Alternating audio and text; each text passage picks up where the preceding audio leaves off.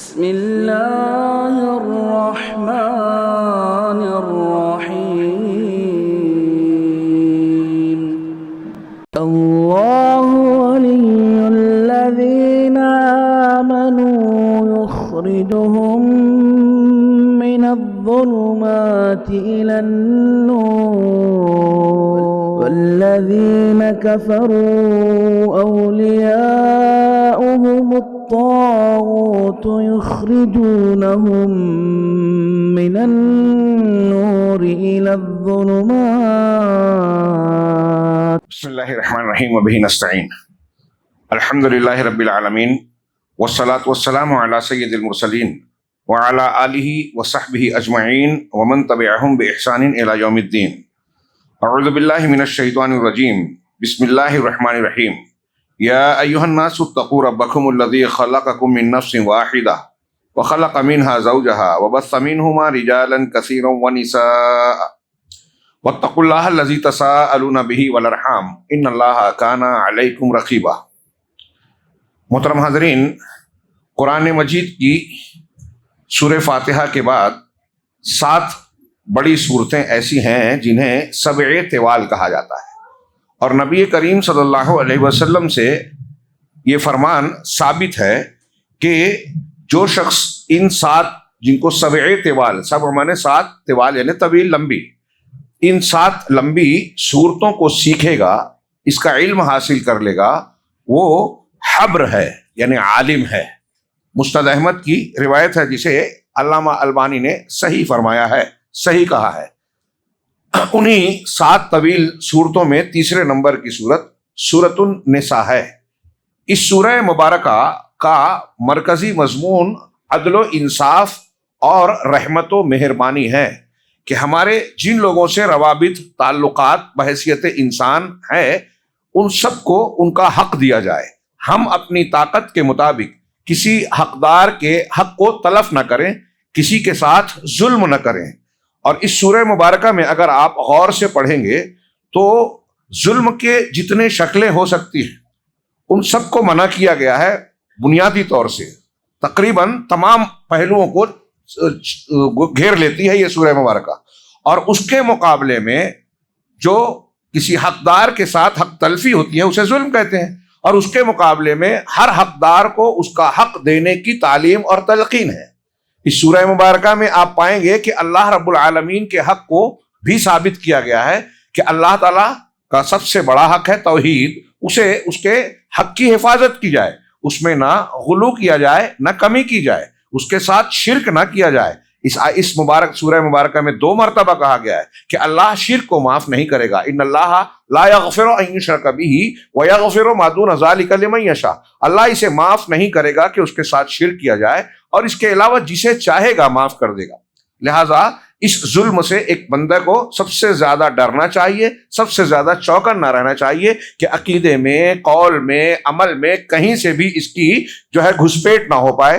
اور اللہ کے نبی صلی اللہ علیہ وسلم نے فرمایا ہے کہ شرک تمہارے دلوں میں ایسے داخل ہوگا جیسے کالی رات میں کالے پتھر پہ کالی چونٹی چلتی ہے. صحابہ نے پوچھا کیسے بچے؟ کہا دعا مانگو. اللہ کوشش کرنے کے ساتھ دعا بھی مانگو. اللہم انی اعوذ بک من ان اشرک ما اعلم وما لا اعلم. میں اللہ میں تجھ سے پناہ چاہتا ہوں کہ تیرے ساتھ شرک کروں، وہ بھی جو میں جانتا ہوں اور وہ بھی جو میں نہیں جانتا. تو ایک شرک اور اللہ کا حق ہے. اس سورہ مبارکہ میں نبی صلی اللہ علیہ وسلم کی حقوق کی ادائیگی کی تعلیم بھی ہے، آپ کی نبوت کا اثبات بھی کیا گیا ہے، اور آپ کا حق بتایا گیا ہے. اور بتایا کہ جو لوگ اپنے آپ کو بظاہر مسلمان کہتے ہیں لیکن اللہ کے رسول صلی اللہ علیہ وسلم کا مقام اور حق نہیں پہچانتے، وہ حقیقت میں مسلمان ہے ہی نہیں، یہ منافقین ہیں. اور منافقین کی روش ہے کہ وہ نبی کے حق کے ساتھ ظلم کرتے ہیں اور اللہ کے نبی کی اطاعت کے بجائے اپنے نفس کو یا دوسروں کو آپ کا مقام دے کر ان کی جناب میں جا کے اپنے فیصلے کرواتے ہیں. کئی آیتوں میں یہ مضمون آپ کو ملے گا، فلا وربک لا یؤمنون حتی یحکموک. اور پھر الم تر الی الذین یزعمون انہم آمنوا بما انزل الیک وما انزل من قبلک یریدون ان یتحاکموا الی الطاغوت. ان آیتوں میں یہ مضمون آپ کو ملے گا کہ منافقین کی روش یہ ہے کہ اللہ اور رسول کی بجائے اپنے بڑوں اور اپنے طاغوت کی طرف جا کے فیصلہ کروانا چاہتے ہیں، ان کو وہ مقام دیتے ہیں جو رسول کا مقام ہے۔ اسی طریقے سے آپ دیکھیں گے کہ اس سورہ مبارکہ میں یہ حکم بھی دیا گیا ہے کہ جو حاکم ہے، راعی ہے، اور کسی کو کوئی ذمہ داری دینی ہے تو انہی کو دینا چاہیے جو اس ذمہ داری کے اہل ہیں۔ ان اللہ یأمرکم ان تؤدوا الامانات الی اہلہا واذا حکمتم فاحکموا بین الناس بالعدل، کہ اللہ نے یہ حکم دیا ہے کہ تم امانتوں کو ان کے جو لائق ہیں، اہل ہیں، اس کے حوالے کرو اور لوگوں کے درمیان فیصلہ کرو تو انصاف سے کرو۔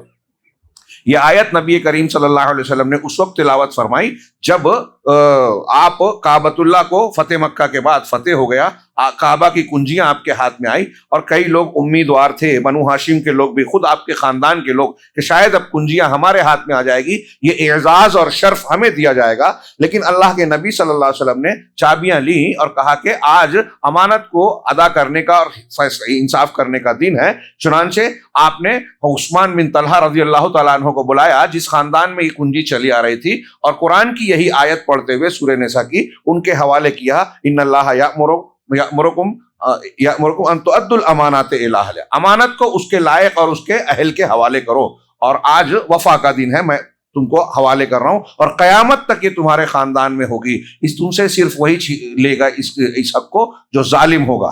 پھر یہ اہل حکومت اور اہل اقتدار کی بات ہے۔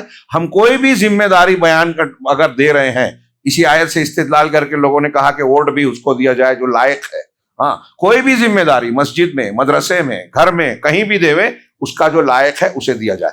یہ تمام عدل و انصاف کے بڑے بڑے احکامات کے درمیان سورت کا آغاز جو کیا گیا اور سورت کا جو نام رکھا گیا، وہ سماج کے ایک کمزور طبقے کے ساتھ، تذکرے کے ساتھ۔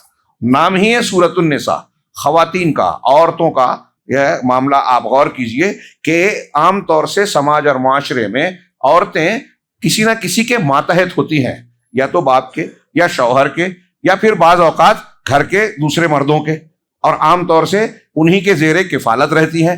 ایک کمزور طبقہ مانا جاتا ہے، اور ہوتے بھی ہیں۔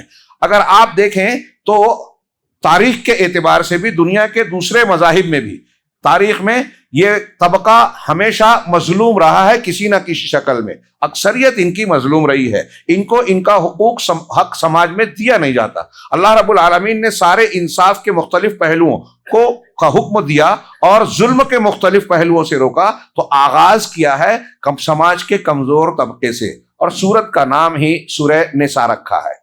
حقوق کو بیان کرنے سے پہلے اس کا نام سورہ نساء رکھا، یعنی اشارہ دیا، یہ رمز ہے، علامت ہے کہ اس طبقے کو آپ کمزور نہ سمجھیں۔ سماج کی تکمیل اس کے بغیر نہیں ہوتی۔ اللہ رب العالمین نے جیسے مردوں کو انسان بنایا ہے، ویسے خواتین کو بھی بنایا ہے، اگرچہ یہ کمزور بعض صنفی کمزوریوں کی بنیاد پر مردوں سے ماتحت ہوتی ہیں، لیکن ان کے بھی حقوق ہیں، ان پر بھی شریعت کی پابندی ہے، ان کو بھی جو ہے بہت سارے وہ چیزیں جو مردوں کو حاصل ہے انہیں بھی حاصل ہے۔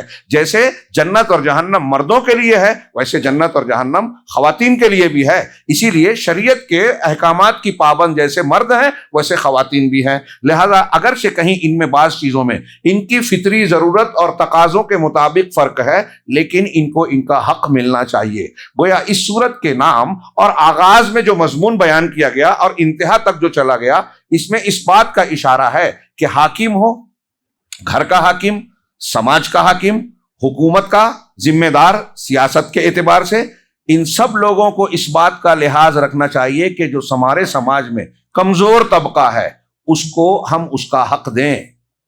اگر کامیاب سیاست داں بننا ہے، آج کل لوگ دھوکہ دہی، جھوٹ کے ذریعے سے لوگوں کو بیوقوف بنا کے اپنا حق اور اپنا الو سیدھا کرنا، اپنے جو ہے دامن میں لوگوں کا مال اور حقوق کو سمیٹنا، اس کو کامیاب سیاست سمجھتے ہیں۔ ہرگز نہیں۔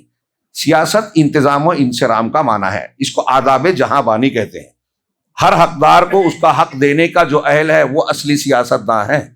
سیدنا ابوبکر صدیق رضی اللہ تعالیٰ عنہ کا قول میں اس سے پہلے بھی یہاں نقل کر چکا ہوں۔ جب وہ خلیفہ بنے اور پہلا خطاب کیا تو اس میں ایک جملہ ایسا ہے جو سیاست دانوں کو ایک لازمی سبق کی طرح یا رٹا دینا چاہیے، یاد کرا لینا چاہیے کہ زندگی میں اس کو اصول بنا لو۔ سیدنا ابوبکر صدیق رضی اللہ تعالیٰ عنہ نے کہا تھا لوگوں کو خطاب کرتے ہوئے کہ تم میں جو طاقتور نظر آتا ہے، جو طاقتور ہے، میں اپنے الفاظ میں ان کی بات کہہ رہا ہوں کہ جو طاقتور ہے وہ میرے نزدیک کمزور ہے، جب تک کہ اس پر عائد ہونے والے حق کو میں لے نہ لوں۔ اگر طاقتور کو کچھ دینا ہے، اس کو دینے کا حق ہے، تو میں اس سے لوں گا بحیثیت امیر المومنین، بحیثیت حاکم کے۔ اور تم میں جو کمزور ہے، جس کو حق لینا ہے، کچھ ملنا ہے، وہ میرے نزدیک طاقتور ہے جب تک کہ اس کو اس کا حق نہ مل جائے۔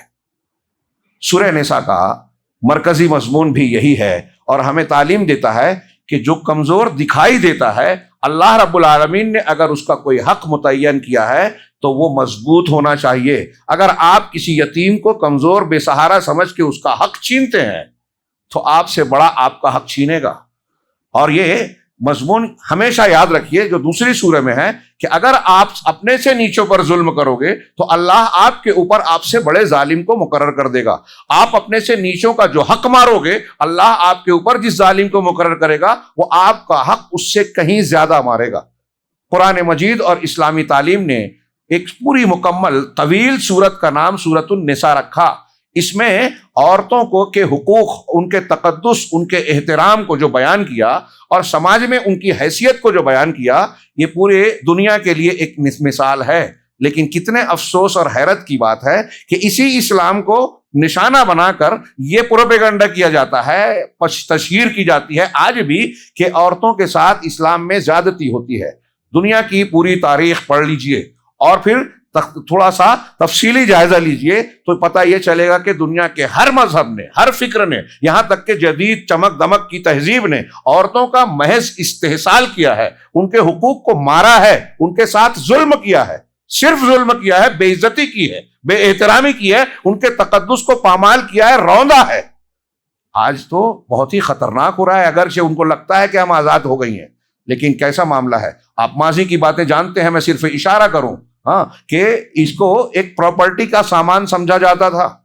ایک آدمی وارث ہے، مرنے کے بعد اس کا بیٹا اور اس کا عورتوں کو وارث مانتے تھے، کسی مذہب میں یہ تھا۔ کل تذکرہ نکلا تھا ہندو مذہب میں شوہر کی چیتا کے ساتھ جل جانا ہوتا تھا، ستی ہو جانا ہوتا تھا۔ یہ عورتوں کے لیے تھا، مردوں کے لیے یہ نہیں تھا کہ عورت مر جائے تو وہ اس کے ساتھ ستا ہو جائے، ستی یا ستا۔ ان لوگوں کے مردوں کے لیے نہیں تھا، عورتوں کے لیے یہ قانون تھا۔ اسی طریقے سے کہیں ان کو خریدا اور بیچا جاتا تھا، عورتوں کی خرید و فروخت ہوتی تھی سامان کی طرح۔ عربوں میں ان کو آر کا باعث اور کمزوری کا نشان سمجھ کر بہت سے قبائل جو ہیں یہ بچیوں کو پیدا ہوتے ہی زندہ درگور کر دیتے تھے۔ سوچئے کیسا ایک بچی کے تعلق سے جو جذبہ آج بھی ہمارے ہاں دیکھتے ہیں کہ غیر مسلم کے ساتھ ساتھ بہت سارے مادہ پرست دنیا دار قسم کے مسلمان جو ہیں وہ عورتوں کو کمتر سمجھتے ہیں مردوں کے مقابلے۔ بہت سارے زمیندار، پڑھے لکھے یا جو سردار قسم کے لوگ ہوتے ہیں وہ سمجھتے ہیں کہ اگر بچی ہمارے گھر پیدا ہو گئی تو ہمارے لیے بوجھ ہوگی، اگر ہم کو شادی کر کے بیاہنا پڑا تو اس کو بہت کچھ دینا پڑے گا، ہماری پراپرٹی میں جب وراثت تقسیم ہوگی تو دوسروں کو مل جائے گی، اس لیے عورتیں لڑکیاں پیدا نہ ہو، اور پیدا ہو تو اس کے لیے پھر مختلف ہیلے بہانے ڈھونڈ کر کہیں کہیں تو ایسا ہے کہ اس کی شادی کو ٹالا جاتا ہے۔ پاکستان کے بعض قبائل کے بارے میں نے اخبارات میں پڑھا، پتہ نہیں کیا ہے، کہ کچھ قبائل ایسے بھی ہیں بڑے بڑے خاندان کے جو اپنی بچیوں کی شادی قرآن سے کر دیتے ہیں کہ زندگی بھر بیچاری دوسرے سے شادی ہی نہیں کر سکتی۔ اب آج کیا ہو رہا ہے؟ فیشن شو میں اس کو دکھایا جاتا ہے، کس لیے؟ کپڑے کا اشتہار، میک اپ کے سامان، لالی، پاؤڈر اور پتہ نہیں کون کون سی نئی نئی چیزیں ایجاد ہوتی ہیں، شیمپو، ان کے اشتہار کے لیے عورتوں کو یوز کیا جاتا ہے۔ ان کی ایسی تصویریں بنائی جاتی ہیں جو لوگوں کو جاذب نظر آئے، اٹریکٹیو نظر آئے۔ ان کے جسم کی نمائش کی جاتی ہے، کم کپڑے پہنائے جاتے ہیں، ان کو ایئر ہوسٹس بنایا جاتا ہے، شاپ کیپر بنایا جاتا ہے، سیلز وومین بنایا جاتا ہے۔ کسی جگہ پر اگر کوئی فنکشن ہو رہا ہے تو استقبالیہ میں ان کو رکھا جاتا ہے، ڈاکٹروں کے دواخانوں میں ان کو نرس کی حیثیت سے رکھا جاتا ہے۔ یہ اس میں کیا عورتوں کی عزت ہے؟ ابھی کل ہی میں نے موبائل پہ دیکھا کہ ایک صاحب جو ہے وہ آفس میں بیٹھے ہوئے ہیں، کرسی پر اس طرح بیٹھے ہیں اور ان کے ہاتھ پھیلے ہوئے اور پیر سامنے ٹیبل پہ رکھے ہوئے، پیر کے نیچے جو ہے ایک خاتون جو ہے پیر کے نیچے صفائی کر رہی ہے اس کے تالو والو کی، اور دو خواتین اس کے ناخن کو صاف کر رہے ہیں، گھس رہے ہیں۔ شوہر کی خدمت سے آزاد ہو کر، بچوں کی پرورش سے باہر نکل کے یہ آفس میں جا کے باس کی ایسی خدمت کر رہے ہیں۔ کیا اس میں عزت ہے؟ یورپ اور امریکہ کی عورتوں کا میں نے قول نقل کیا، تحریک آزادی نسواں میں کام کرنے والی آج سینکڑوں خواتین اس بات کا اعتراف کر رہی ہیں، کتابیں لکھی، بیانات دیے ٹی وی چینلز پہ، ریڈیو پر، کہ ہم نے جو اس تحریک میں حصہ لیا، عورتوں کے ساتھ ہم نے خود ظلم کیا، اپنے آپ پر ظلم کیا۔ ہم نے سوچا تھا کہ ہمیں آزادی اور حقوق ملیں گے، جبکہ ہم نے اس راستے کو اختیار کر کے عورتوں کی مصیبتیں اور بڑھا دی۔ اور آپ کو معلوم ہونا چاہیے ان عورتوں میں ایک بڑی تعداد ایسی ہے یورپ، امریکہ، جدید دنیا کی، جو اسلام کو تیزی سے قبول کر رہی ہے، اور وہ اعتراف کر رہے ہیں کہ حقیقت میں عزت اور تقدس عورتوں کو کسی نے دیا، حقوق کسی کو عورتوں کو کسی نے دیا تو اسلام نے دیا ہے۔ یہ میں ہوائی بات نہیں کر رہا ہوں، ایک زندہ حقیقت ہے، فیکٹ ہے۔ اسلام نے، دیکھیے یہ سورۃ النساء، اس کی جو تفصیلات ہیں، ہاں، اور اس میں جو ان کے حقوق بیان کیے گئے، اس کے علاوہ ان کی تشریح میں شریعت کے جو دیگر احکامات خود قرآن میں دوسری صورتوں میں جو مضامین ہیں، اللہ کے نبی صلی اللہ علیہ وسلم نے اقوال کی شکل میں، اور پھر اس کے بعد جو ہے پریکٹیکل لائف میں، عملی زندگی میں جو نمونہ پیش کیا، اس میں عورت کو عزت، احترام اور حقوق حاصل ہیں۔ گھر میں رہنے سے اس کے ساتھ ظلم نہیں ہوتا، پردے میں رکھنے سے، بلکہ اس کی حفاظت کے لیے اسلام نے پردہ اور چادر اڑائی ہے۔ ہاں، اس کو آدھا حصہ اس میں وراثت کے حقوق میں بھی بتایا گیا ہے کہ مرد کا آدھا عورت کو ملے گا، تو یہ کوئی ظلم نہیں ہے، اس لیے کہ اسلام نے عورت کو لینے والا تو بنایا۔ آپ دیکھیے کہ وہ بیٹی ہو، بیوی ہو، ہاں، ماں ہو، کسی بھی درجے میں اسلام نے نان و نفقے کا ذمہ دار عورتوں کو نہیں بنایا۔ حصہ لینے کے لیے 5-6 جگہ سے اس کو حصہ مل رہا ہے، لیکن دینا مطلب کسی پر خرچ کرنے کا کہ مکلف وہ نہیں ہے۔ ہر پہلو سے اگر آپ دیکھیں گے تو اسلام کی ان تعلیمات میں آپ کو اللہ رب العالمین کا احسان و کرم اور انصاف و رحمت کا پہلو نظر آئے گا، اور یہ بھی نظر آئے گا کہ سماج کے کمزور طبقوں کو اور خاص طور سے خواتین کو اسلام نے بہت اونچا مقام دیا۔ خواتین کے ساتھ ہی ساتھ اس سورہ مبارکہ میں کئی مقامات پر، شروع میں بھی، درمیان میں بھی، آخر میں بھی، آپ کو ملے گا کہ یتیموں کے حقوق کا بھی شدت سے ذکر کیا گیا ہے، اور بہت سختی سے اعلان کیا گیا ہے کہ یتیم کے مال کو کوئی حلوہ سمجھ کر، لقمہ تر سمجھ کر آپ کھانا لیں، کہ اس کا کوئی پوچھنے والا نہیں، آپ کے زیر کفالت ہے تو اپنے مال کے ساتھ اس کے مال کو ملا لو۔ چال بازیاں کرو، جب یتیم کو اس کا مال لوٹانے کا ٹائم آئے تو ہلکی پھلکی چیز دے کے تعداد پوری کر دو، جبکہ گھٹیا مال ہے۔ آج کل کرتے ہیں لوگ، حصہ دینا ہے تو جس پراپرٹی کی قیمت کم ہے وہ بہن کو، بیٹی کو، یتیم کو دے دیتے ہیں، اور جس پراپرٹی کی حیثیت ہے، قیمت ہے، وہ خود رکھتے ہیں۔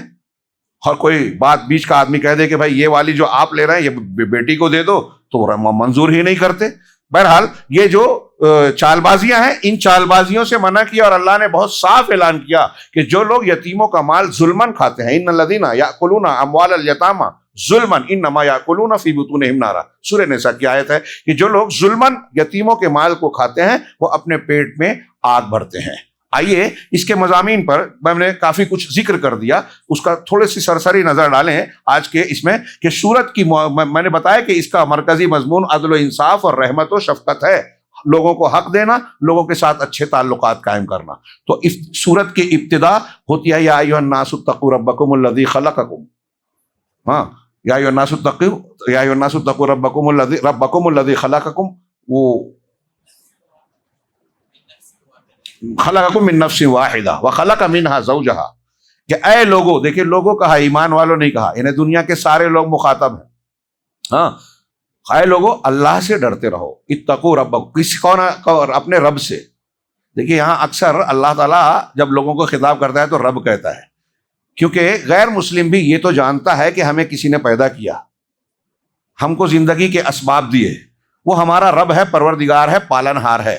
وہ چاہے زبان سے اس کو کچھ ہیر پھیر کرے، لیکن اس کا دل بھی گواہی دیتا ہے، اور اکثر و بیشتر اعتراف بھی کرتے ہیں۔ اب یہ الگ بات ہے کہ اللہ کی بجائے کسی اور کا نام لے لیں۔ تو اللہ تعالیٰ نے کہا کہ اے لوگو اپنے پروردگار سے ڈرتے رہو۔ یہاں پہلے تقوی آیا، دیکھیے تقوی رہے گا تو مانے گا انسان۔ تو اب کیا ڈرنا ہے؟ آگے جو احکامات بیان کیے ہیں، اگر آپ کے دل میں ڈر ہوگا تو آپ مانیں گے۔ یا ایھا الناس اتقوا ربکم الذی خلقکم، خلقکم من نفس واحدہ، جس نے ایک جان سے تم کو پیدا کیا، حضرت آدم سے، وخلق منہا زوجہا، پھر اس سے ان کی بیوی کو بنایا، پیدا کیا، حضرت حوا کو، وَبَثَّ مِنْهُمَا رِجَالًا كَثِيرًا وَنِسَاءً، اور ان دونوں کے ذریعے سے پھر بہت سارے مردوں اور خواتین کو پھیلا دیا، پیدا کیا، پھیلا دیا. ہاں، وَبَثَّ مِنْهُمَا رِجَالًا كَثِيرًا وَنِسَاءً وَاتَّقُوا اللَّهَ الَّذِي تَسَاءَلُونَ بِهِ وَالْأَرْحَامَ، اور اللہ سے ڈرتے رہو، ہاں، جس کے نام کی دہائی سے تم سوال کرتے ہو، اور رشتہ داریوں کا خیال رکھو، ارحام کا، رحم کا. اس کی بڑی تاکید ہے. رشتہ کاٹنے پر دعا قبول نہیں ہوتی. حدیث میں ہے، اللہ کے رسول میں لا يدخل الجنت قاطع، رشتہ کاٹنے والا جنت میں نہیں جائے گا. رشتوں کا لحاظ کرو. ان اللہ کان علیکم رقیبا، یقیناً اللہ تم پر نگراں ہے. تمہاری ایک ایک حرکت، ظاہری باطنی چیزیں، ساری باتیں، تمہارے دل کے خیالات بھی جانتا ہے، پوری نگرانی کر رہا ہے.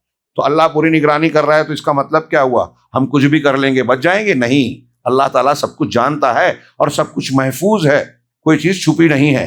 یہ تمہیدی طور سے ابتدائی آیت کو بیان کرنے کے بعد اللہ رب العالمین نے ابتدائی آیتوں میں ہی کہا وَآتُوا الْيَتَامَ أَمْوَالَهُمْ، یتیموں کو ان کا مال دے دو، چالاکی کر کے دھوکہ دہی نہ کرو، ہیر پھیر مت کرو. ہاں، اسی طرح کہا وَآتُوا النِّسَاءَ صَدُقَاتِهِنَّ نِحْلَةً، کہ عورتوں کو ان کے مہر راضی خوشی دو، زور زبردستی سے نہیں، ہیلے بہانے سے نہیں، اور پھر بہانے کر کے اس کو معاف کروا لینا. ہمارے ہندوستان میں چلتا تھا اور چلتا ہے بہت سارے جگہوں میں، معاشروں میں. تو ان کا مہر ان کا حق ہے. جب آپ نے مہر مقرر کیا تو وہ دینا ہی دینا ہے. یہ قرضہ رکھنے والی چیز نہیں ہے، اور قرضہ رکھ کے بعد میں آخر میں کہو کہ بھائی معاف کر دو بلا وجہ، وہ اس کا حق ہے. عورتوں کا کہ مہر ان کو راضی خوشی دو. اسی طریقے سے کہا لِلرِّجَالِ نَصِیبٌ مِّمَّا تَرَکَ الْوَالِدَانِ، مردوں کے لیے حصہ ہے ان چیزوں میں جو ماں باپ چھوڑتے ہیں، رشتہ دار چھوڑتے ہیں. اسی طرح عورتوں کے بھی حصے ہیں، ان کا بھی حصہ ہے. اور سورت کے آخر میں بھی آپ دیکھیں گے کہ اللہ تبارک و تعالیٰ نے وراثت کے کچھ حصوں کو، کچھ حقوق کو بیان کیا. درمیان میں بھی یستفتونک قل اللہ یفتیکم فی الکلالہ، ہاں، یہ آپ سے فتویٰ پوچھتے ہیں، شریعت کا حکم دریافت کرتے ہیں، تو کہو کہ اللہ تمہیں کلالہ کے سلسلے میں فتویٰ دے رہا ہے. کلالہ ایسے شخص کہتے ہیں جس کا باپ ہونا بیٹا ہو. ہاں، اگر وہ مر جائے، بیٹا بیٹی بھی نہیں ہے، ماں باپ بھی نہیں ہے، تو اس کے بھائی بہن پھر حصہ پاتے ہیں، جیسا کہ اس سورہ مبارکہ میں بیان کیا گیا. یہ ساری باتیں جو ابتدا سے آخر تک بیان کی گئی ہیں، انسانوں کے ساتھ اللہ رب العالمین کے احکامات میں عدل و انصاف اور رحمت و شفقت کا مظہر ہیں، بیان کرتی ہیں کہ ہر ایک کو ایک دوسرے کے ساتھ عدل و انصاف سے قائم لینا چاہیے. اس صورت کے موضوعات میں پہلا کہ خاندان کی تعمیر. آپ گھر کی تعمیر کرتے ہیں تو ایک گھر جو میاں بیوی کے ملاپ سے بنتا ہے، شادی بیاہ ہوتی ہے، تو یہ جو گھر بنتا ہے، خاندان بنتا ہے، یہ سماج اور معاشرے کی ایک اینٹ ہے، ایک بیج اور گٹھلی ہے. کئی گھر، آپ کا میرا گھر، آپ کا گھر میرا گھر، فلاں کا گھر، فلاں میاں بیوی، فلاں یہ جب سب ملتے ہیں تو سماج اور معاشرہ بنتا ہے. اور سماج اور معاشرے میں انسان رہتا ہے، اس میں تعلقات ہیں، حقوق ہیں، ہاں، اور ان حقوق کی باؤنڈریز ہیں، حدود ہیں.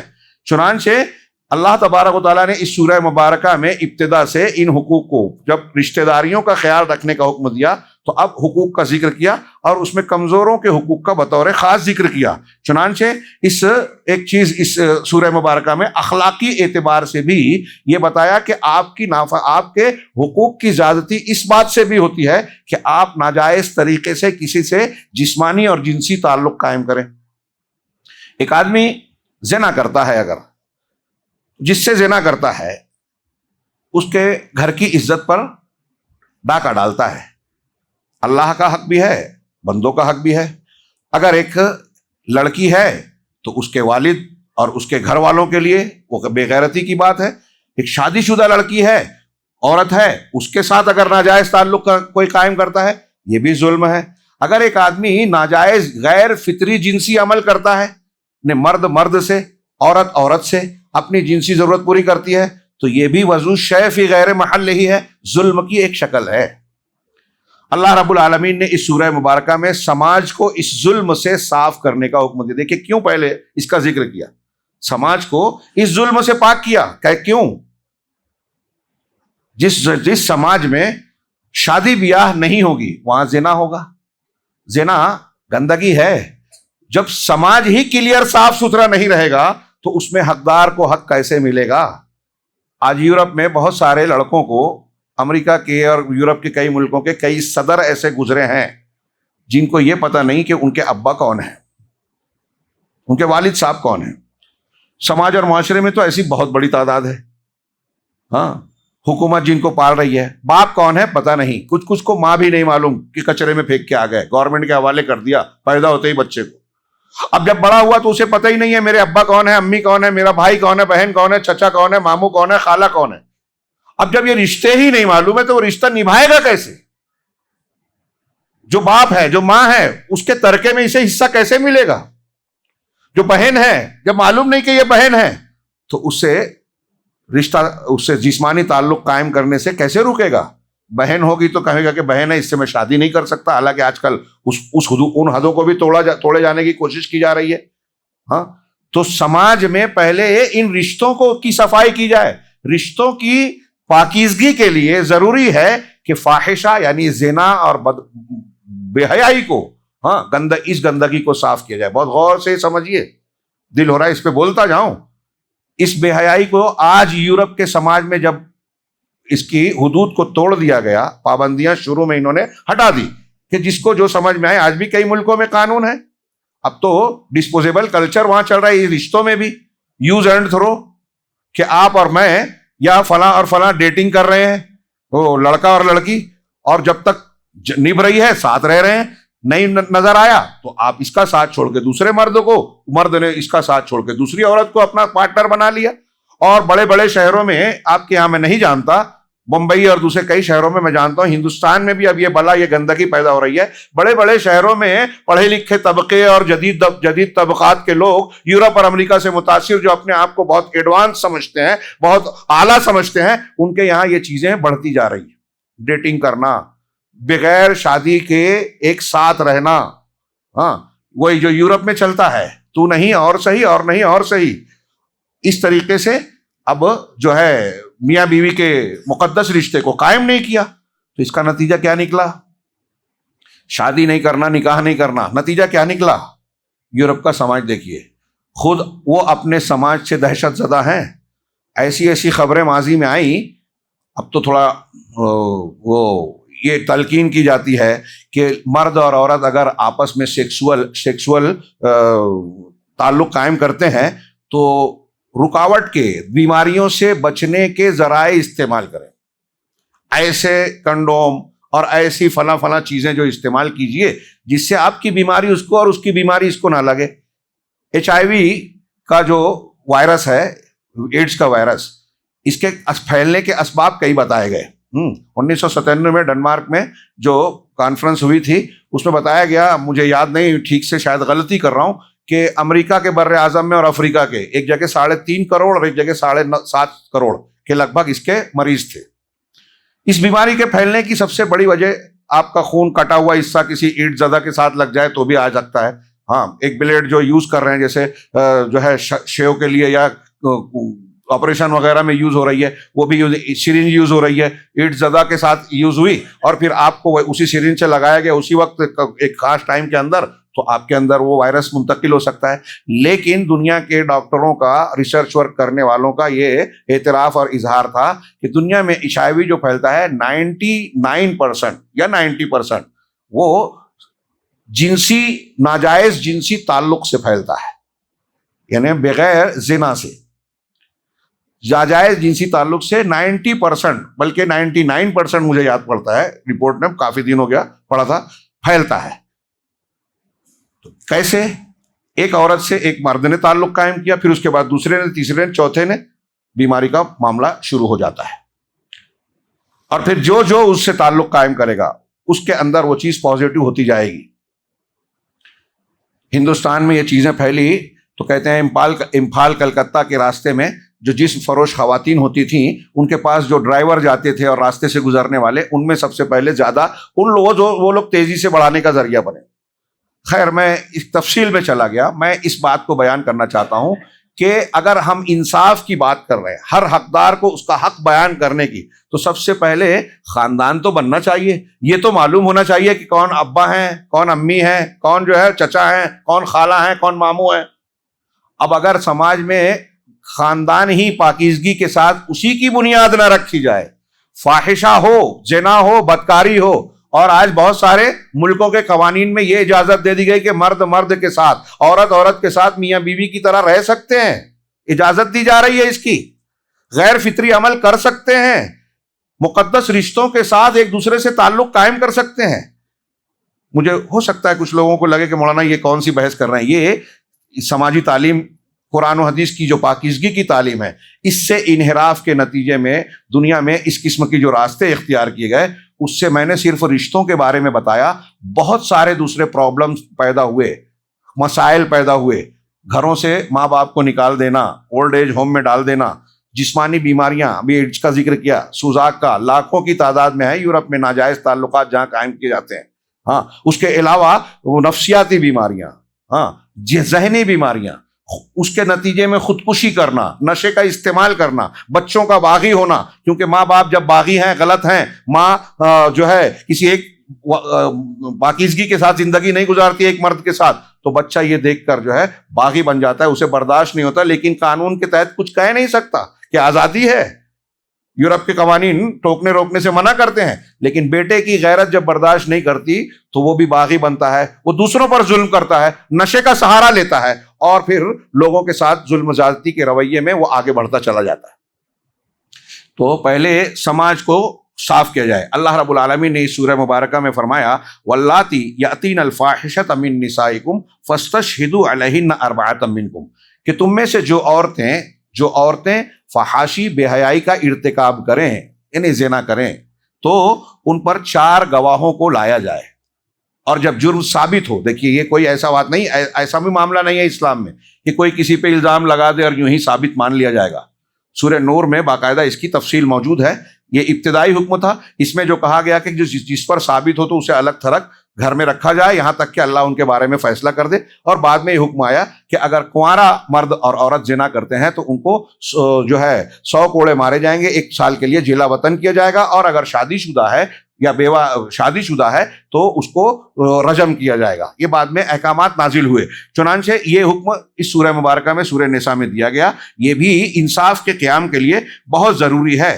اسی طریقے سے اللہ تبارک و تعالیٰ نے عورتوں کے حقوق کا ذکر کرتے ہوئے بتایا کہ عورتوں کے ساتھ تم زیادتی نہ کرو، ان کے ساتھ ناانصافی نہ کرو، ان پہ سختیاں نہ کرو، مگر استثناء کیا الا ان یاتینا بفاحشۃ مبینہ، مگر اس صورت میں جبکہ وہ کھلی ہوئی فحاشی کا ارتکاب کریں، کھلے طور سے زنا کریں، تب تمہاری غیرت کا تقاضا ہے کہ اسے برداشت نہ کرو ورنہ تم دیوس ہوگے. وعاشروہن بالمعروف، اور ان کے ساتھ معروف کے ساتھ معاشرت نبھاؤ، ان کے ساتھ زندگی گزارنا ہے معروف کے ساتھ، اچھائی کے ساتھ، حسن سلوک کے ساتھ. معروف بہت معروف لفظ ہے، اس کا معنی ہم اچھائی کرتے ہیں، یعنی جو حق ہے، جو شریعت نے جن چیزوں کو کہا ہے کہ یہ اچھا ہے، یہ معروف ہے، وہ ساری چیزیں نیکی اور معروف میں شامل ہوگی. اس کے بعد جو ہے تقطع اسباب الفاحشہ، اللہ تبارک و تعالیٰ نے اس سورہ مبارکہ میں فحاشی بے حیائی کے اسباب کو قطع کرنے کا حکم دیا، آیت نمبر 23، 24 اور 25 میں. ہاں، چنانچہ اس میں اللہ تبارک و تعالیٰ نے احکامات بیان کرتے ہوئے کہا کہ کن عورتوں سے نکاح کرنا حرام ہے. حرمت علیکم امہاتکم و بناتکم، آیت پڑھ لیجئے پوری. تم پر حرام کی گئی ہیں تمہاری مائیں، تمہاری بیٹیاں، اور آگے تفصیلات ہیں. کن کن عورتوں سے نکاح کرنا حرام ہے کلیئرلی بیان کیا گیا. ہاں، اپنے باپ کی بیوہ سے، پہلے عربوں میں ہوتا تھا، اللہ نے ان آیتوں سے پہلے اس کو بھی منع کیا. کہا کہ یہ وَلَا تَنْكِحُوا مَا نَكَحَ آبَاؤُكُمْ، جو تمہارے باپوں نے جو جن سے نکاح کیا تھا ان سے تم نکاح مت کرو. ہاں، یہ بہت بڑا گناہ ہے. اِنَّهُ كَانَ فَاحِشًا، ہاں، یہ بہت بڑی فحاشی ہے اور بہت بڑا گناہ ہے. اِلَّا مَا قَدْ سَلَفَ، اللہ نے کہا ہاں جو گزر چکا اب گزر چکا، اب یہ حرکت نہیں ہونی چاہیے. پھر اللہ رب العالمین نے حرام عورتوں کا تذکرہ کیا، اور حرام عورتوں کے تذکرے کے بعد بتایا کہ کن عورتوں سے نکاح کرنا جائز ہے. والمحصنات من النساء، 5واں جز جو شروع ہوتا ہے کہ وہ عورتوں میں سے وہ عورتیں جو پاک دامن ہیں. پھر کن کن سے حلال ہے. پھر اگر آپ کو برداشت نہیں ہوتا اور شادی کی طاقت بھی نہیں ہے تو لونڈیوں کے ساتھ نکاح کر سکتے ہیں. اور جو ہے حدیثوں میں پھر یہ بھی بتایا گیا کہ اگر لونڈی وونڈی کا بھی معاملہ نہیں ہے تو آپ روزہ رکھیں، ہاں، اور صبر کریں. ہاں، اسی طریقے سے جو لوگ اس سلسلے میں، ایک اور آیت ہے واللذان یأتیانہا منکم، اور جو دو لوگ، لڑکا لڑکی اور کچھ لوگ کہتے ہیں کہ لڑکا لڑکا، اگر فحاشی کا ارتکاب کرتے ہیں تو ان دونوں کو اذیت دو. ہاں، فَإِن تَابَا وَأَصْلَحَا فَأَعْرِضُوا عَنْهُمَا، اگر وہ توبہ کر لیں، درست ہو جائیں تو ان سے اعراض کرو. یہ پہلے کا حکم تھا. بعد میں زانی اور زانیہ کے لیے جو میں نے سزا کا ذکر کیا وہ متعین ہے. اور اگر ہم جنسی کوئی کرتا ہے، مرد مرد سے تعلق قائم کرتا ہے، جو قوم لوط نے کیا تھا. ہاں، عربوں میں یہ چیز، بہت ساری برائیاں تھیں عربوں میں، یہ گندگی نہیں تھی. مولانا آزاد نے لکھا کہ یہ فارسیوں میں تھی، اور مروان بن حکم غالباً اس کا قول ہے، وہ کہتا ہے کہ میں سوچ بھی نہیں سکتا تھا، میرے خیال میں بھی یہ بات نہیں آ سکتی تھی کہ کوئی مرد اپنی جسمانی ضرورت کے لیے مرد سے تعلق قائم کرے گا. ہاں، اگر اللہ رب العالمین نے قرآن مجید میں قوم لوط کے فعل کا ذکر نہیں کیا ہوتا تو میں اس کو قبول ہی نہیں کرتا کہ ایسا کوئی کر سکتا ہے. جو ایسے معاشرے میں جہاں اس کا تصور ہی نہیں ہے، اس بنیاد پر یہ بات انہوں نے کہی. لیکن آج اگر وہ زندہ ہو جائے تو دیکھیے کہ آج تو مہذب دنیا اس کو قانونی طور سے اجازت دے رہی ہے. انا للہ و انا الیہ راجعون. اور ہمارے بہت سارے لوگ ایسی تہذیب سے جو ہے متاثر ہیں. اسی طریقے سے وہ فساد پھیلانے والے گروہ، ہاں، جو سماج میں برائیوں کو پھیلاتے ہیں، ہاں، اور ان سے علیحدگی اختیار کرنا اور ان کے لیے توبہ کا دروازہ کھولنا. اللہ رب العالمین نے ان کی اصلاح کے لیے یہ کہا کہ ان کو الگ تھلگ کیا جائے، ناراضگی کا اظہار کیا جائے، اور ان کو تلقین کی کہ توبہ کر لیں، اپنے اعمال کی اصلاح کر لیں. اللہ نے فرمایا آیت نمبر 16، 17، 18 میں دیکھیے، انما التوبۃ للذین یعملون السوء بجہالۃ ثم یتوبون من قریب. توبہ تو ان لوگوں پر ہے جو برائی کا ارتکاب جہالت، نادانی میں کر لیتے ہیں. جہالت سے مراد یہاں یہ نہیں کہ علم نہ ہو. آدمی کوئی بھی گناہ کرتا ہے، ہاں، تو گناہ کی حالت جہالت کی حالت ہے. اللہ کے رسول صلی اللہ علیہ وسلم کی بخاری مسلم کی حدیث آپ نے بہت مرتبہ سنی ہوگی. آپ نے فرمایا لا یزنی الزانی حین یزنی وہو مؤمن. زانی جب زنا کرتا ہے تو مومن نہیں ہوتا. ولا یسرق السارق حین یسرق وہو مؤمن. چوری کرنے والا چور جب چوری کرتا ہے تو حالت چوری میں مومن نہیں ہوتا. تو زانی زنا کی حالت میں مومن نہیں ہوتا، یعنی گناہ کی یہ حالت کفر کی حالت ہے. اگر ایمان والی حالت ہوتی تو وہ یہ کام کرتا ہی نہیں. تو گناہ کی حالت ایمان والی حالت نہیں ہے. اگرچہ وہ کلی طور سے اسلام سے خارج نہیں ہوا، ایک گناہ کا کبیرہ کرنے والا، لیکن اس کی حالت بوقت گناہ، اس کی حالت کفر کی ہے، ایمان کی نہیں ہے. اگرچہ گناہ کے ارتکاب کے بعد حضرت ابن عباس نے کہا کہ جب آدمی زنا کرتا ہے تو اس کے دل سے ایمان نکل کر اس کے اوپر سایہ کرتا ہے، اور جب اس عمل سے فارغ ہوتا ہے تو وہ واپس تو ضرور آتا ہے لیکن پہلے کی طرح نہیں رہتا. تو اللہ تعالیٰ کہہ رہا ہے کہ توبہ ان لوگوں پہ ہے جو جہالت سے، بھول چوک سے گناہ تو کر بیٹھے ہیں، لیکن ثم یتوبون من قریب، پھر قریب ہی توبہ کرتے ہیں. قریب سے مطلب کیا ہے؟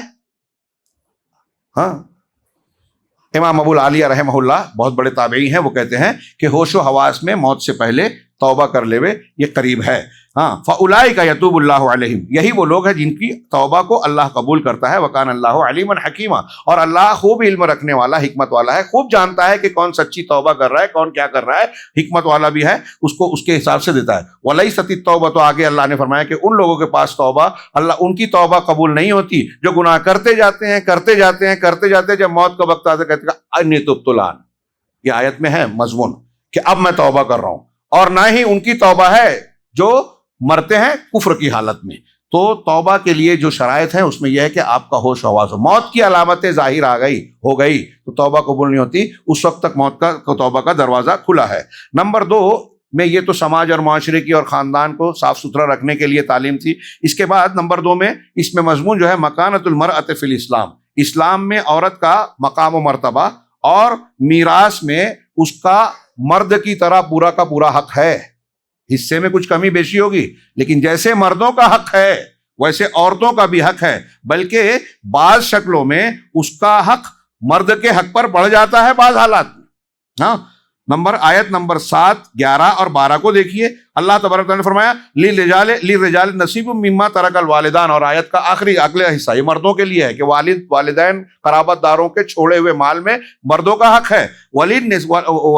کیا ہے؟ وللنساء نصیب مما ترک الوالدان والاقربون. اور جو والد اور رشتہ دار چھوڑتے ہیں ان میں عورتوں کا بھی حق ہے. آج میں ایسا سنتا ہوں کہ مسلمانوں کے بہت سارے سماج میں یہ تصور ہی نہیں ہے. ہندوانہ اثر ہمارے سماج پہ یہ بھی ہے کہ شادی کے وقت آپ نے دے دلا دیا، جو اسلام میں نہیں ہے، دیے نہیں دیے کوئی بات نہیں، لیکن جو وراثت کا حق متعین ہے کچھ لوگ سمجھتے ہیں کہ اب یہ دینا نہیں ہے شادی کر دینے کے بعد. بہت بڑی بھول ہے، بہت بڑا ظلم ہے. اور اللہ کے متعین کیے ہوئے حق کو نہ دینا یہ عذاب کو دعوت دینا ہے، اپنے آپ کو ہلاکت کے راستے میں ڈالنا ہے. اور جو لوگ اپنے بھائی اور بہنوں کے ساتھ ظلم کرتے ہیں، پھر ان کے بیٹے بیٹیوں میں کوئی نہ کوئی اپنے بھائیوں بہنوں سے ظلم کرتا ہے. یہ سلسلہ آپ کو نظر آئے گا خاندانوں میں، آپ دیکھ لیجئے. تو اللہ تعالیٰ نے اسی طرح کہا وَلَكُمْ نِصْفُ مَا تَرَكَ أَزْوَاجُكُمْ، تمہارے لیے جو تمہارے بیویاں چھوڑتی ہیں، اگر بیٹے نہیں ہیں ان کی اولاد، تو تم کو شوہروں کو بیوی کے ترکے میں آدھا حصہ ملے گا، اور اگر اولاد ہے تو چوتھائی ملے گا. اس سے ہٹ کر عورتوں کے لیے آگے اسی آیت میں کہا گیا کہ عورتیں اگر تمہاری اولاد نہیں ہے اور تم مر گئے تو شوہر کے اس میں چوتھائی حصہ ملے گا، ربع، اور اگر بیٹے اولاد نہیں ہیں تو 8واں حصہ ملے گا. یعنی دونوں طرف سے بیوی کو شوہر اور شوہر کو بیوی کے ترکے میں حصہ ملے گا. اور پوری آیت آپ پڑھ لیجیے، یوصیکم اللہ فی اولادکم للذکر مثل حظ الانثیین سے لے کے میراث کی کئی آیتیں ہیں. وراثت کے مختلف رشتہ داروں کے حقوق بیان کیے گئے ہیں کہ اللہ تعالیٰ تم کو اپنی اولاد کے سلسلے میں وصیت کر رہا ہے، اور اس میں یہ بتا رہا ہے کہ مرد کے لیے عورت کے دگنا ہوگا، مثل حظ الانثیین، 2 عورتوں کے برابر ایک مرد کا ہوگا. 1 روپیہ اگر ایک عورت کا حق بنتا ہے تو 2 روپیہ مرد کا بنے گا. یہ بیٹے بیٹیوں کے سلسلے میں، اور جہاں بھی مرد اور عورت کو ایک ساتھ حصے دار متعین کیا ہے شریعت نے. تو اس میں وراثت کے حقوق کو بہت تفصیل سے اس میں بیان کیا گیا ان آیتوں میں. اس سے آگے پیچھے اللہ نے بتایا کہ جیسے مردوں کا حصہ ہے ویسے عورتوں کا بھی حصہ ہے. آپ یہ بھی دھیان دیجئے کہ پرانے زمانوں میں یہ حصے عورتوں کو نہیں دیے جاتے تھے. آج یہ کہا جاتا ہے کہ عورتوں کو آدھا دیا جا رہا ہے، اور کچھ مذاہب نے قانون بنا دیا، ملکوں نے قانون بنا دیا کہ مرد اور عورت دونوں کا برابر ہوگا. یہ بھی ظلم ہے، یہ بھی ظلم ہے. مرد اور فطرت اسے قبول نہیں کرتے. ہاں، وعلو مکانۃ المرأہ، کہہ رہے ہیں کہ اس میں عورت کے مقام اور اس کی تکریم اور اس کے ساتھ رحمت کے احکامات بیان کیے گئے ہیں. اللہ تبارک و تعالیٰ نے مثال کے طور پر یہ کہا یا ایھا الذین آمنوا لا یحل لکم ان ترثوا النساء کرہا، ہاں، کہ اے ایمان والو تمہارے لیے حلال نہیں ہے کہ عورتوں کو ناراضگی سے، بادل ناخواستہ، ناپسندیدگی کے ساتھ وراثت کا حقدار بناؤ. نہیں دے رہے ہو ایک، اور دے رہے ہو تو بے دلی سے دے رہے ہو، ناپسندیدگی سے، زور زبردستی والا معاملہ. وَلَا تَعْضُلُوهُنَّ لِتَذْهَبُوا بِبَعْضِ مَا آتَيْتُمُوهُنَّ، اور ان کو ایسے نہ چھوڑو کہ تم بعض وہ چیزیں جو تم کو دے چکے ہو، ان کو تحفہ دے چکے ہو، ہدیہ دے چکے ہو، مہر دے چکے ہو، تو جو دے چکے ہو اس میں سے کچھ حصہ ہڑپ لو. ہاں، الا یہ کہ کوئی کھلی ہوئی فحاشی اور بدکاری کا وہ ارتکاب کریں. ہاں، وعاشروہن بالمعروف، اور ان کے ساتھ معروف کے ساتھ معاشرت کرو. فإن کرہتموہن، اب حقوق کی ادائیگی کے ساتھ اگر وہ تمہارے ساتھ رہ رہی ہیں، معاشرت اچھی کرو، اچھے طریقے سے ان سے زندگی گزارو، ان کے حقوق کا لحاظ کرو، شفقت و رحمت کا برتاؤ کرو. معاشرت بالمعروف میں یہ آ گیا. اور آگے کہا کہ اب ایسا کرنے میں کچھ مرد یہ بولتے ہیں کہ نہیں، میری بیوی میں یہ برائی ہے، یہ اچھائی ہے، اور یہ چیز مجھے پسند نہیں ہے. تو اللہ نے کہا فَعَسَىٰ أَن تَكْرَهُوا شَيْئًا وَيَجْعَلُ اللَّهُ فِيهِ خَيْرًا كَثِيرًا، تو ہو سکتا ہے کہ تم کسی چیز کو ناپسند کرتے ہو اور اللہ تمہارے لیے اس میں بہت سارا خیر بنا کر رکھا ہے. اللہ کے نبی صلی اللہ علیہ وسلم کی صحیح حدیث ہے، آپ نے فرمایا لا یفرق مؤمن مؤمنۃ، کوئی مومن مرد اپنے مومنہ بیوی مومنہ سے نفرت نہ کرے. اگر اس کے اندر کوئی ایسی عادت ہے، کوئی ایسی خامی ہے جو اسے ناپسند آ رہی ہے، تو اس خوبی کو دیکھے جو پسند، اس کے اندر کوئی خوبی بھی ہے جو اس کو بھلی معلوم ہوتی ہے، تو اپنی اس پر خوبی پر نظر رکھے. شیخ عبد الرحمن بن ناصر السعدی نے اس مختصر سی حدیث کی بڑی پیاری تشریح کی. اس میں کہا کہ اس حدیث سے ایک بات تو یہ معلوم ہوتی ہے کہ ہر عورت اور مرد میں عیب نقص ملے گا. یہ آپ کو ماننا پڑے گا کہ دنیا کا کوئی مرد کوئی عورت مکمل نہیں ہے، ہر ایک میں عیب ہے. ایک بات. دوسری بات یہ کہ ہر ایک میں جب عیب بھی ہے، خوبی بھی ہے، تو ہمیں اس سے نبھاؤ کرنے کے لیے معاملہ گھر میں اچھا ہو، ہمارا گھر جنت نظیر بنے، ایک دوسرے سے محبت قائم رہے، اس کے لیے خوبی پر نظر رکھنا چاہیے، غلطیوں کو نظر انداز کرنا چاہیے. لیکن بہت سارے لوگ خامیوں پر نظر رکھتے ہیں اور اچھائیوں کو نظر انداز کرتے ہیں۔ جب آپ کسی کی خامی کو بار بار دیکھتے رہیں گے، اسی پر فوکس کرتے رہیں گے، تو آپ کے دل میں اس سے تعلق سے نفرت پیدا ہونا یقینی بات ہے۔ تو میاں بیوی کو، بلکہ دوسرے رشتوں میں بھی، بھائی بہن ہو اور دوسرے رشتے ہیں، یہ اصول بنا شریعت کا بتایا ہوا، اللہ کے رسول صلی اللہ علیہ وسلم کا بتایا ہوا یہ اصول سامنے رکھیں گے تو ہماری محبت قائم رہے گی، محبت بڑھتی رہے گی، کہ ہم خوبیوں پر نظر رکھیں۔ اس کا یہ مطلب میں نہیں کہہ رہا ہوں کہ خامیاں جو ہیں اگر عملی ہے یا کچھ شریعت کے مطابق عمل کرنے کے سلسلے میں ہے تو اس کی اصلاح نہ کی جائے، اس کی اصلاح کرنے کی کوشش کی جائے، لیکن جو فطری طور پہ کسی کے اندر خامی ہے، اب رنگ کسی کا اگر ویسا نہیں ہے جیسا آپ کو پسند ہے، یا خوبصورتی میں کچھ کمی ہے، اس قسم کی باتیں، تو ظاہر سی بات ہے کہ یہ مرد اپنے اعتبار سے اپنے آپ کو نہیں بناتا ہے، خواتین نے اپنے آپ کو خود پیدا نہیں کیا ہے، وہ جیسی بھی ہیں اللہ کی مخلوق ہیں۔ ہاں، تو یہ بھی سامنے رکھے کہ وہ اللہ کی مخلوق ہیں، اس کے بھی جذبات ہیں، وہ بھی کچھ چیزیں پسند کرتی ہیں۔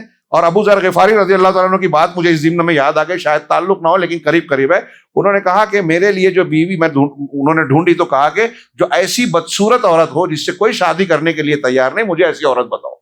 تو لوگوں نے کہا کہ یہ کیا بات ہوئی؟ کہا اس لیے کہ سارے لوگ تو خوبصورت ہی ڈھونڈتے ہیں، بدصورت بھی تو انسان ہی ہے، اللہ کی مخلوق ہی ہے، اس کے بھی جذبات ہیں، تو میں اس کو پسند کروں گا جسے کوئی نہیں پسند کرتا۔ تو اس طرح سے بھی سوچنے کا ایک انداز ہوتا ہے، یہ کوئی چھوٹی بات نہیں ہے۔ آپ کہیں گے کہ یہ تو ہوائی باتیں ہیں، افسانوی باتیں، ٹھیک ہے کہ ایسا نہیں ہے، لیکن جس سے شادی ہو گئی ہے، اللہ رب العالمین نے آپ کو اس کے ساتھ جوڑا بنایا ہے، تو اب اس کے اندر کوئی خامی ہے تو یہ قرآن کی آیت کہہ رہی ہے کہ ان کے ساتھ معروف طریقے سے رہیں۔ اگر ان کے اندر کوئی خامی اور عیب نظر بھی آئے تو پھر ان کو جو ہے ان کے ساتھ بدسلوکی نہ کریں، ان کو خوبیوں پر نظر رکھی جائے اور خامیوں کو نظر انداز کیا جائے۔ اسی طریقے سے اللہ تبارک و تعالیٰ نے یہ بھی فرمایا کہ وَإِنْ أَرَدْتُمُ اسْتِبْدَالَ زَوْجٍ مَكَانَ زَوْجٍ وَآتَيْتُمْ إِحْدَاهُنَّ قِنْطَارًا فَلَا تَأْخُذُوا مِنْهُ شَيْئًا، کہ اگر تم کسی بیوی کی جگہ دوسرے کو بدلنا چاہتے ہو، ایک کو ہٹا کر دوسرے کو لانا چاہتے ہو، اور ان میں سے کسی کو ڈھیر سارا مال دے رکھا ہے تحفے میں، مہر میں، تو پھر اس میں سے کچھ بھی نہ لو، اس میں سے کچھ بھی واپس نہ لو۔ یہ تمہارے اندر اخلاقیات ہونی چاہیے، تعلیم دی اللہ تعالیٰ نے۔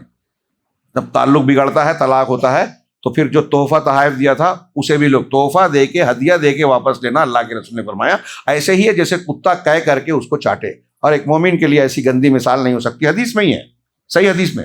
ہاں، اور یہاں اللہ نے منع کیا کہ اگر ایسا ہو بھی تو پھر وہ واپس نہ لو۔ کیا تم ایسا کرنا چاہو گے تو یہ بڑا گناہ اور بہتان ہوگا۔ اسی طریقے سے اللہ نے فرمایا وَإِنِ امْرَأَةٌ خَافَتْ مِنْ بَعْلِهَا نُشُوزًا، اگر کوئی عورت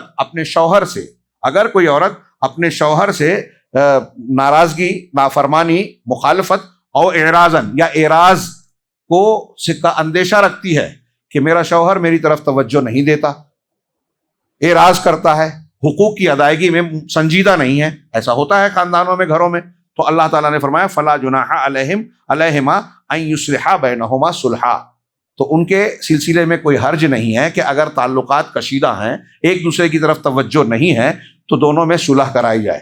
تو ان میں کوئی حرج نہیں کہ دونوں صلح کر لیں۔ کوئی حرج نہیں کا مطلب یہاں یہ نہیں ہے کہ اللہ تعالیٰ رکا، بلکہ یہ کرنا چاہیے۔ اور اسی میں دوسری آیت میں بھی ہے کہ ایک آدمی ادھر کا، ایک آدمی ادھر کا۔ ہاں، اگر کوئی عورتوں سے نافرمانی ہو تو شوہر کو کہا گیا کہ اس کو سمجھاؤ، فَعِظُوهُنَّ وَاهْجُرُوهُنَّ فِي الْمَضَاجِعِ، بستر الگ کرو، اور اگر اس سے بھی کام نہ بنے وَاضْرِبُوهُنَّ، تو ان کو مارو۔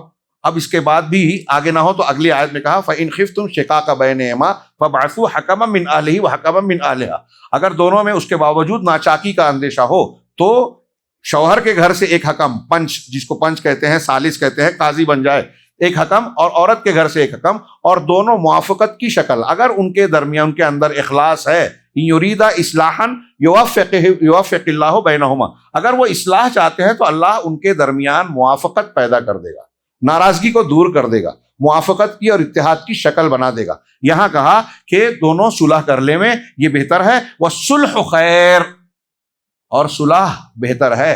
اور آگے نصیحت بھی، وَأُحْضِرَتِ الْأَنفُسُ الشُّحَّ، اور لوگوں میں حرص و لالچ پیدا کی گئی ہے۔ ہر انسان کے دل میں شوہ ہے۔ شوہ کا ترجمہ کوئی بخل کرتا ہے، کوئی حرص کرتا ہے۔ شوہ کے معنی میں یہ ہوتا ہے کہ جو چیز آپ کی نہیں ہے آپ وہ لینا چاہتے ہیں حق سے زیادہ، اور جو آپ کو دوسروں کو دینا ہے اس میں آپ کاٹ کسر کرتے ہیں، ڈنڈی مارتے ہیں۔ مجھے آپ کو 100 روپیہ دینا ہے تو میں 90 دے رہا ہوں، مجھے 100 لینا ہے تو 110 لینا چاہتا ہوں. یہ شح ہے. حرص اور بخیلی دونوں معنی اس میں آتے ہیں. تو ہر انسان میں یہ چیز پائی جاتی ہے. تو معاملات جب ہوتے ہیں تو انسان اپنے نفس کی اس خواہش، حرص اور بخل سے کام لے کر وہ دوسروں کا حق مارنے کی کوشش کرتا ہے. لیکن اللہ رب العالمین نے کہا کہ اللہ کا ڈر جس کے دل میں ہوگا وہ اللہ تبارک و عدل و انصاف سے اور صلح سے کام لے گا. اور اللہ کا کہ وَإِن تُحْسِنُوا وَتَتَّقُوا، اگر تم احسان سے کام لوگے، حرص اور شوق کا دخل نہ کرتے ہوئے احسان سے کام لوگے، تقوی اختیار کرو گے، چھوٹ دو گے، چلو کوئی بات نہیں میں معاف کرتا ہوں، چلو کوئی بات نہیں میں یہ جھیل جاتا ہوں، اگر احسان سے کام لوگے، تقوی اختیار کرو گے اللہ کا ڈر دل میں رکھ کر، فإن اللہ کان بما تعملون خبیرا، اور تو اللہ تبارک و تعالیٰ تم جو کچھ کرتے ہو اس کا خبیر ہے. اسی طرح اللہ نے کہا وَلَن تَسْتَطِيعُوا أَن تَعْدِلُوا بَيْنَ النِّسَاءِ وَلَوْ حَرَصْتُمْ فَلَا تَمِيلُوا كُلَّ الْمَيْلِ فَتَذَرُوهَا كَالْمُعَلَّقَةِ. اگر کئی بیویاں ہیں تو ایسا تم طاقت نہیں رکھتے کہ عورتوں کے درمیان پورا انصاف کر سکو.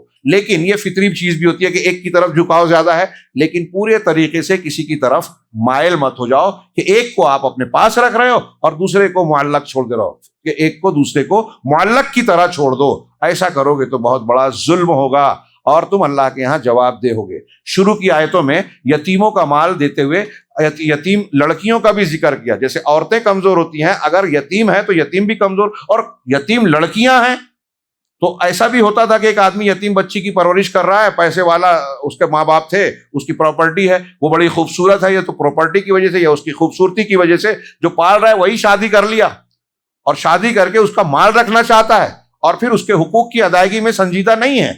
تو اللہ تعالیٰ نے اسی سلسلے میں کہا کہ یتیم اور لڑکیوں کے ساتھ اگر تم کو وہ اندیشہ ہے کہ تم انصاف نہیں کرو گے تو فَانكِحُوا مَا طَابَ لَكُم مِّنَ النِّسَاءِ مَثْنَىٰ وَثُلَاثَ وَرُبَاعَ.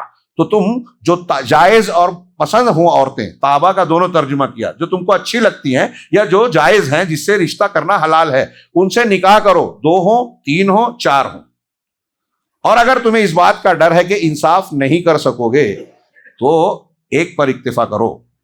غور کیجئے، آگے آیت میں کہا کہ تم انصاف کرنے کی طاقت نہیں رکھتے لیکن پوری طریقے سے مائل نہ ہو جاؤ. اس میں گویا اشارہ کیا، منع نہیں کیا گیا. ہمارے ہاں خواتین اسی کا حوالہ دیکھ کہتے ہیں دوسری کرو ہی مت. مائیں بہنیں اگر یہ سن رہی ہیں یا ان تک بات پہنچ رہی ہے تو وہ یہ بات دھیان رکھے. میں بار بار دہراتا ہوں اپنے مقامات پہ جہاں یہ موضوع چھڑتا ہے کہ اگر اللہ تبارک و تعالیٰ نے کسی چیز کی اجازت دی ہے تو اس میں ظلم قطعی نہیں ہے، اس میں حکمت ہے. اور اگر غور سے دیکھا جائے تو ایک سے زیادہ شادی کرنے والے مرد کی خواتین کے لیے سہولت ہے، ظلم نہیں ہے. الا یہ کہ کوئی دین کے علاوہ دنیا داری کے لیے کرے، ظلم کرنے کے لیے کرے. ہاں، ایک کو لٹکا دے دوسرے کا، دین کی بنیاد پر جو نہیں کرتے ان کی بات نہیں ہے. اگر دین کی بنیاد پر کیا جا رہا ہے تو یہ سراسر خواتین کے حق میں ہے. عورتیں سوچیں کہ آپ کی سگی بہن اگر جوان ہے، شادی ہو گئی، اس کا شوہر مر گیا، ایکسیڈنٹ ہو گیا، تو کیا آپ یہ چاہیں گے کہ نہیں چاہیں گے کہ اس کی شادی ہو جائے؟ اب اس کو اگر کوئی ایسا شوہر مل رہا ہے جس کی پہلے سے ایک بیوی ہے تو آپ اس کو، آپ کی فطرت اسے قبول کرتی ہے کہ نہیں کہ آپ کی بہن کی شادی اس شوہر سے، اس آدمی سے ہو جائے جس کی ایک بیوی ہے؟ میں سمجھتا ہوں ہر عورت کہے گی کہ ہاں میں چاہوں گی کہ ہو جائے. گویا یہ فطرت ہے، عورت قبول کرتی ہے. لیکن اپنے شوہر کی بات آتی ہے تو خواتین کہتی ہیں ارے نہیں آپ ہی ہیں کیا. بیوہ عورتوں کے ساتھ کیا کچھ ہوتا ہے، ظلم ہوتا ہے، گناہ ہوتے ہیں، بازاروں میں بیچا جاتا ہے، ان کے بچوں کو بے سہارا چھوڑا جاتا ہے. دوسری شادی کو عام کر دیا جائے تو بیواؤں کا مسئلہ حل ہو جائے، مطلقاؤں کا مسئلہ حل ہو جائے، طلاق کی قباحت کم ہو جائے. اور ایسے اگر ایک سے زیادہ شادیوں کی حکمتیں لکھی جائیں، بیان کی جائیں تو ایک موٹی کتاب تیار ہو سکتی ہے. اللہ نے اجازت دی ہے تو اس حکمتیں ایک مومن کا عقیدہ ہونا چاہیے. لیکن غیر مسلم اسے برا سمجھتا ہے تو ہماری خواتین بھی برا سمجھنے لگی ہیں. حیرت کی بات ہے، اپنا ایمان درست کریں. ایک اور بھی یہاں ضمناً میں ذکر کروں کہ اللہ کے رسول کی لائے ہوئی تعلیمات میں سے کسی تعلیم کو ناپسند کرنا شریعت کی دلیل قرآن کی آیتوں اور حدیثوں کے مطابق یہ کفر ہے. کفر ایسا یعنی کوئی سنت حدیث کی یا قرآن و حدیث کی کسی تعلیم کو اگر کوئی برا جانے، کراہت کرے تو یہ کافر ہو جائے گا. ذالک بانہم کرہوا ما انزل اللہ فأحبط أعمالهم، سورہ محمد کی آیت ہے۔ یہ اس لیے کہ انہوں نے اللہ نے جو حکم اتارا، شریعت اتاری، اس کو ناپسند کیا تو اللہ نے ان کے اعمال کو برباد کر دیا۔ یہ عورتوں سے متعلق اور بھی کچھ باتیں ہیں۔ ایک آیت الرجال قوامون علی النساء، اور یہ میں سمجھتا ہوں کہ ہمارے سماج اور معاشرے کے اعتبار سے اہمیت کی حامل ہے، لہذا تھوڑی سی تفصیل کے ساتھ میں چاہوں گا کہ اسے ہم کل کے درس میں بیان کریں۔ اللہ رب العالمین سے دعا ہے کہ وہ ہمیں دین و شریعت کو سمجھنے اور اس کے مطابق زندگی گزارنے کی توفیق عطا فرمائے۔ وآخر دعوانا ان الحمد للہ رب العالمین، وصلی اللہ علی نبینا محمد۔